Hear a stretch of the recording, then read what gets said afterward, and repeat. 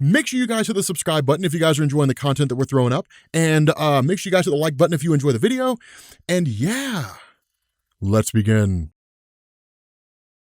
So X-Force is the best thing coming out of Marvel Comics right now because this story is amazing, dude. God, I love X-Force. It's absolutely amazing. Okay, so in X-Force #1, we're playing catch up, right? Like for those of you guys who are following the X-Men playlist, you're gonna kind of see like a big content dump over the course of this week, kind of updating everything and making sure that it's all in order. For the X-Men playlist, the reason why I'm doing everything issue by issue is to do it all in chronological order, right? So that's why we kind of have to play catch up every once in a while in case we miss something, especially when we take a break for a week. So in the first issue, the first video that we did, we basically had kind of like this big moment where Charles Xavier was killed, right? And Charles Xavier was killed by these various forces who managed to infiltrate the island of Krakoa. Now, under normal circumstances, humans can't just walk into Krakoa, right? I mean, I guess they kind of can. They can drop in from the air. But the reason why a lot of the initial attack was dismissed is because while you had Sage, who's a mutant whose brain basically works like a computer, storing information, different things like that, because of the fact that Sage had initially dismissed it because the initial indication was that it was basically Domino who was showing up, what we ended up finding out is that Domino's skin had basically been grafted onto these various individuals who in turn infiltrated Krakoa and then killed like 33 mutants, right? One of whom was Charles Xavier. Now, of course, responding in the aftermath of it all, with the shooting going on and all that kind of stuff, the X-Men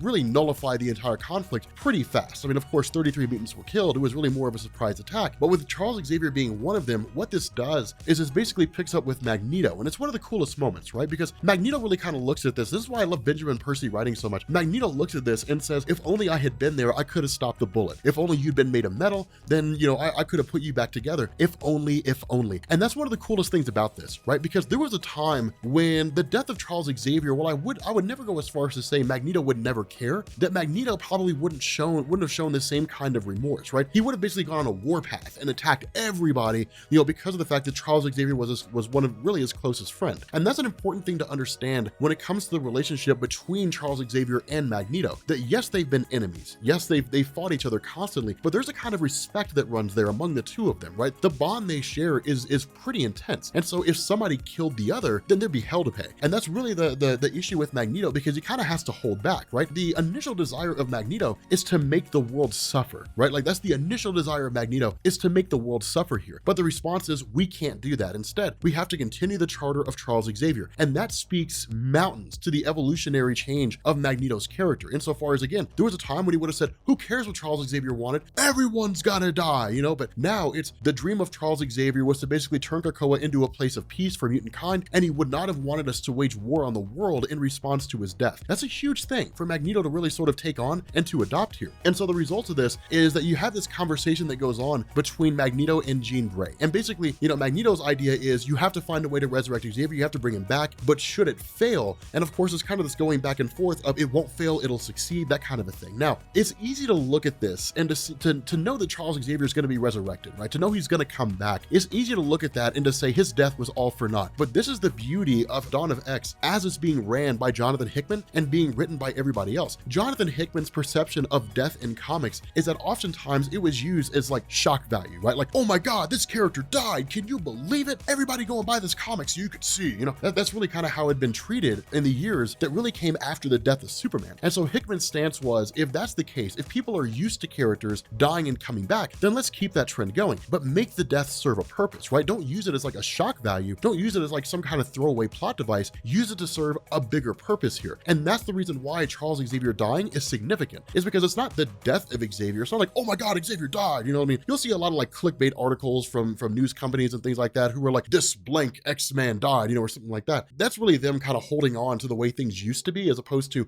changing with the modern times. The reality of this is it's like Charles Xavier dying is designed to serve the narrative of the story, to serve the purpose, right? So Xavier dying is no different than if, like, you know, the X-Men had lost a battle or something like that. It's designed to keep the story going. And that's why I think it's cool here, because what you end up getting is basically Jean Grey and Hank McCoy traveling over to where Cerebro is. Now, this is kind of a big thing, is because what Xavier had done is he had basically taken Cerebro, which historically had been used as a means to basically monitor and discover various mutants around the world, he had taken it and used it as essentially a computerized backup. That what he had done is Cerebro is constantly backing up the various memories of all the X-Men who were there. And so when Domino was believed to have been killed, the last memory she experienced would have been backed up to Cerebro. But not only that, Xavier's final moments before he died would have been backed up to Cerebro. So what this means is they can resurrect Xavier and he comes back just like he was before he died. It's a pretty genius maneuver and it's a pretty genius thing because the story continues on. And it's kind of a question of, can this actually be successful? Can this actually work? Now, this is where things really begin to get interesting, is because what you do is you pick up with Sage and you pick up with a few of the individuals who had basically been captured by the X-Men, albeit they were dead at the time, but one of them is still alive. And so initially Wolverine wants to slaughter this guy, right? And this is where Wolverine is written incredibly well, right? Because Wolverine's pissed, like he's angry, right, about the fact that Xavier died, but more so than that, the fact that like humans would have such hubris as to invade Krakoa and launch an attack when no attack was instigated by the mutant population, right? It was one of those, we just want a place where we could be alone, do our own thing and be fine. And then in turn, like humanity attacked them anyway. And so initially Wolverine wants to kill this guy, but instead he kind of backs off and he says, get Jean Grey in here, have her scan this guy's mind before he dies, right? Because he's on his way to dying, find out who brought him here, how all this stuff works, whatever the case is. And then when they ask, well, where are you going? Wolverine gives this very simple answer, I'm going hunting. And that's what I love about Wolverine, right? Because when he's written well, and that's the struggle of Marvel Comics, right? The struggle of Marvel Comics is to write Wolverine in a compelling way. When he's written well, oh dude, Katie bar the door. Dude, his stories are amazing. Like they're fantastic. It's crazy. When Wolverine is written well, he's one of the most interesting characters in Marvel Comics. When he's written poorly, then you get most of the stories that he's been in. And so that's the thing here, because what ends up happening is with all the information that had been basically dumped to him by Jean Grey, he ends up traveling to Seoul, South Korea. And when he gets there, of course, he's doing his best to kind of break through and figure out how these guys got on the plane and where they came from, or at least, you know, how to sort of backtrack their information and so on. And for the most part, it doesn't work, right? Because Wolverine's not tech savvy. But then he's met by the arrival of Quentin Quire. Now, let me tell you something, man. Man, let me tell you something. Dude, Quentin Quire. Dude, I love Quentin Quire.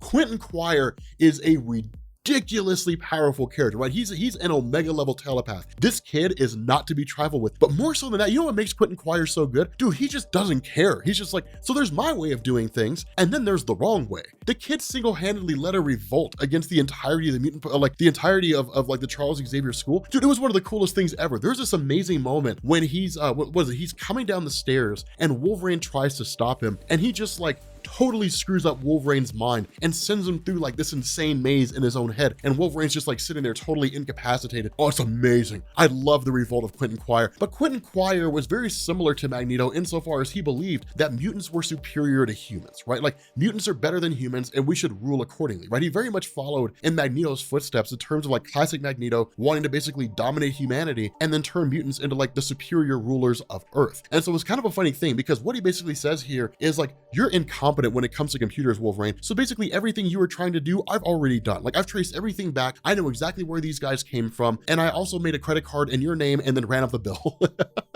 Why? Because Quentin Quire's kind of a dick and it's funny.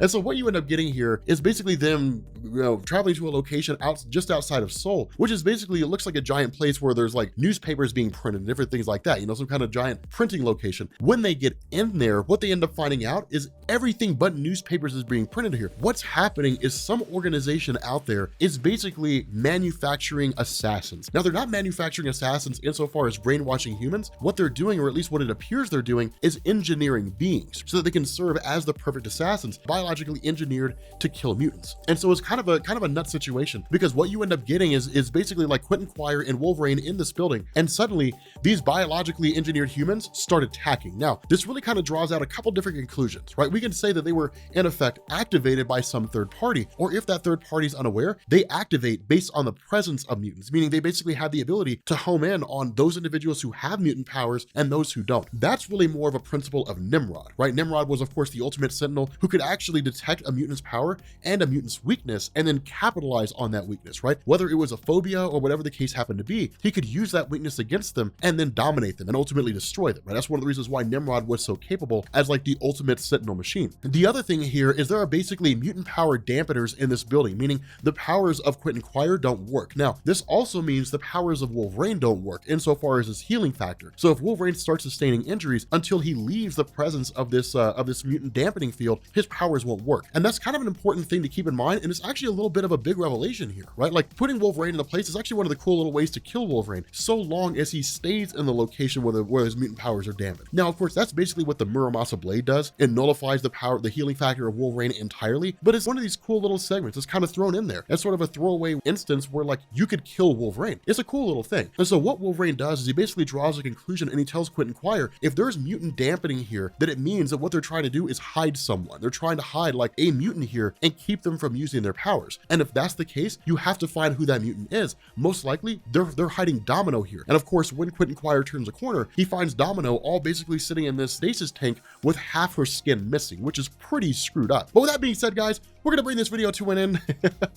If you are new here to Comics Explained, make sure you guys hit the sub button to become part of the Rob Corps. If you guys want to see my uncensored Inversus videos, head over to patreon.com/Comics Explained. And if you guys enjoyed this video, make sure you drop a like. And I will catch you guys later. Peace. I want to give a shout out to Jason C, Austin S, Jason S, Austin H, Philip, and Austin B. We have a lot of Austins in our Patreon, as well as Genosis916. Genosis didn't give us a first and last name, so we kind of had to roll with it. I didn't mention your all's last names. I figured you guys didn't want me to throw them out there, but I want to say thank you to you all. By the way, your Rob Corps rings should be on their way. For our Honor Guard members of the Rob Corps, for these special patrons, your custom Rob Corps rings should be on their way. They're being shipped to me. After that, I will have them shipped to you. Stay tuned, keep your eye on Patreon and your messages, and you will hear about them coming to you. Thank you.